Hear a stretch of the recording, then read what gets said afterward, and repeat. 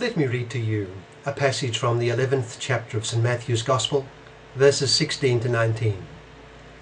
It's the Gospel for Friday of the second week of Advent. St. Matthew writes, Jesus said, "To what can I compare this generation? They are like children sitting in the marketplaces and calling out to others, 'We played the flute for you, and you did not dance. We sang a dirge, and you did not mourn.' For John came neither eating nor drinking, and they say, 'He has a demon.' The Son of Man came eating and drinking, and they say, 'Here is a glutton and a drunkard, a friend of tax collectors and sinners.' But wisdom is proved right by her actions." That's from Matthew chapter 11, verses 16 to 19.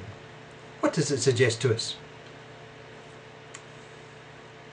Well, it has been said that youth is the time of ambitions, while the later years of life is the time of regrets. That is, of course, a simplification.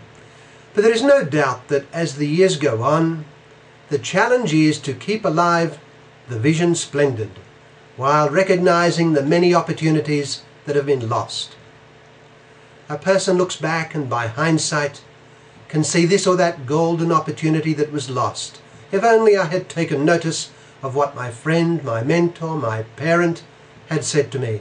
If only I had grasped the opportunity my friendship with that person offered me. Lost opportunities. It is a feature of the years of maturity that this is recognized, and with it ought come the recognition of the opportunity that the remaining years of life still offer. The Pope visits one's country, and hundreds of thousands pour out to see and be with him. He celebrates a great Mass in the largest venue of the capital city, and throngs surge in to participate. They recognize that it is an opportunity they do not wish to miss. And following his visit to the country, there are special publications containing his speeches, and people are invited to study more carefully what they heard during the occasion itself. The opportunity that they availed themselves of is something to be cherished and built upon. Opportunities. In the twilight of our life, our minds will go back and think of the opportunities that have been ours and how we have availed ourselves of them.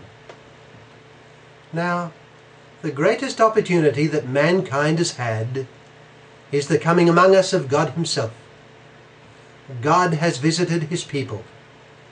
The Word became flesh and dwelt among us.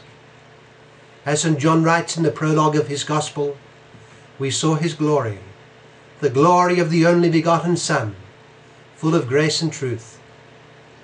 The world has had a tremendous opportunity in the coming of God the Son made man.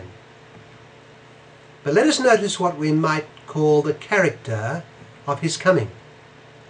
One would have thought that a single one-off intervention of the great God would have, as it were, brought the world, or at least all those in a position to know of it, to a standstill, in appreciative wonderment.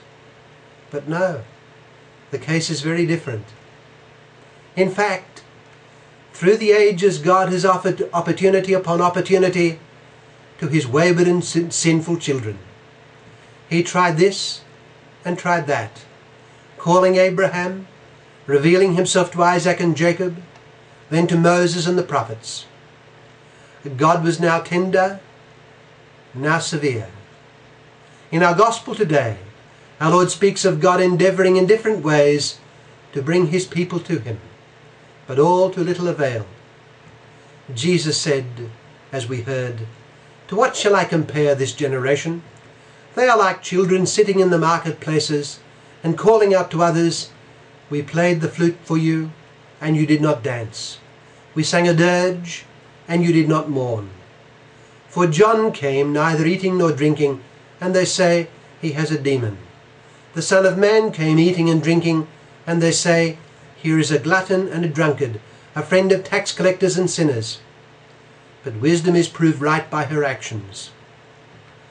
Our Lord's own description of John suggests one who manifested severe self-denial and a way of life vastly different from that of the ordinary person. His critics said he has a demon. In him God sent a great saint whose holiness was evident, and yet the opportunity was spurned. We might say that in John we have a symbol of all that God had done in pursuing his people to that point. And then finally he sent his very own Son. How different was Jesus Christ! His holiness was indisputable, so much so that he himself challenged his critics in a way that John would never have done. He said, "Can any of you convict me of sin?" Or again, "I always do what pleases my Father." But our Lord mixed with sinners. He drew them near to him. He ate with them and drank with them. He invited them to be his disciples, and even, in a sense, to be among the 12. They loved his company, and he mixed with all.